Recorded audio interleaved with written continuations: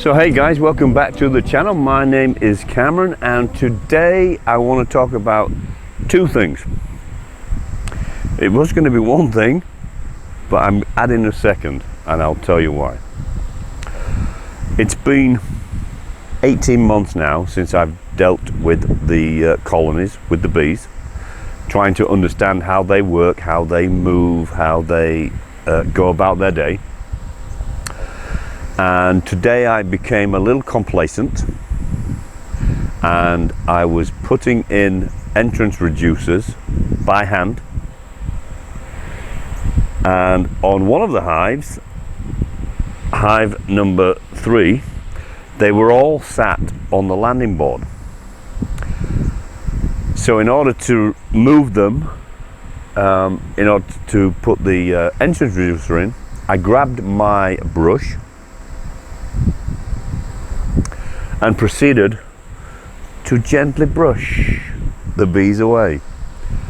They didn't like it. Within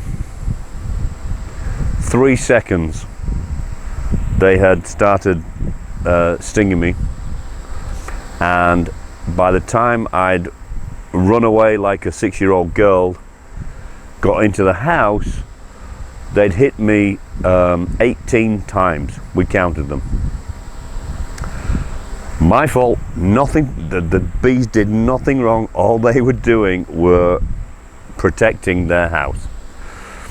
I became complacent, putting the reducers in without a bee suit on or a veil.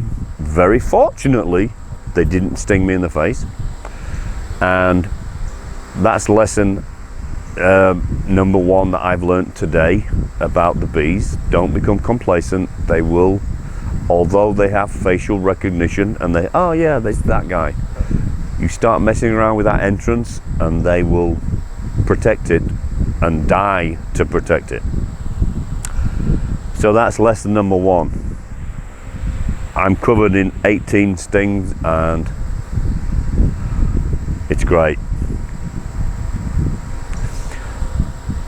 So going on with the video. This is about feeding your bees during the dearth.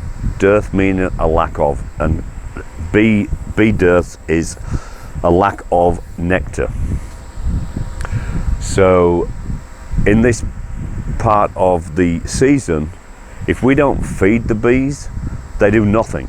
They just sit around sunbathing, don't do anything. The queen stops laying or lays minimally. They don't draw out any comb or anything like that.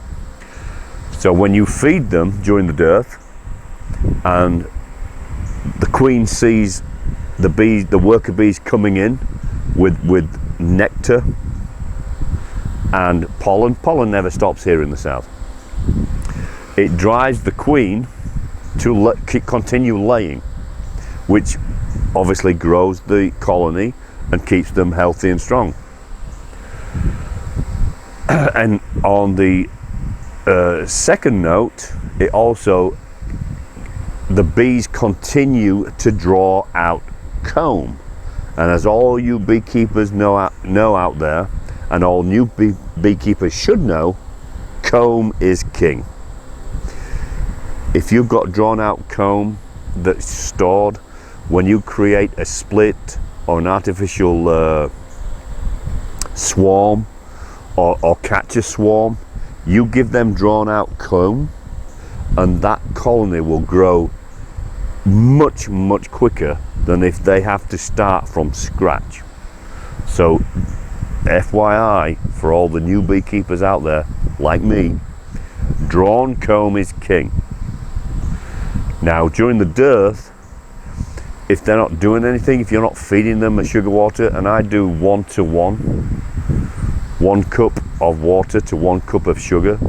A lot of beekeepers out there always do 2-to-1, which is 2 cups of sugar to 1 cup of water.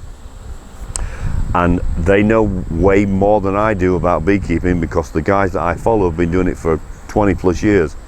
But I'm finding that the 1-to-1, they're lapping it up and,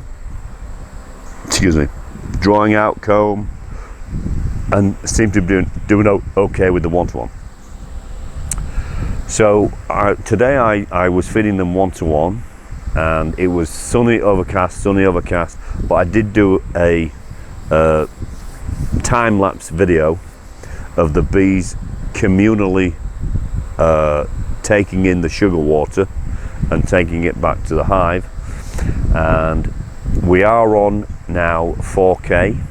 We bit the bullet, invested in a professional grade camera, which is Ultra HD 4K, so hopefully these videos are going to look even better for you guys. So the time lapse is at the end of this video. Stick around and take a look. I want to thank all the people that leave comments. Like I said last time, I've learned so much about the mistakes that I'm making as a new beekeeper from you guys, just leaving a great comment saying, hey, you're doing it wrong, you don't do it like that, do it like this, and you're going to have a much better relationship with your bees. And that's awesome. It's one of the reasons why I started this channel. But that's all I've got for you today, guys. Next video will probably be inspection. I didn't do the inspection today. We had a big storm last night. Trees came down. I had to clean up.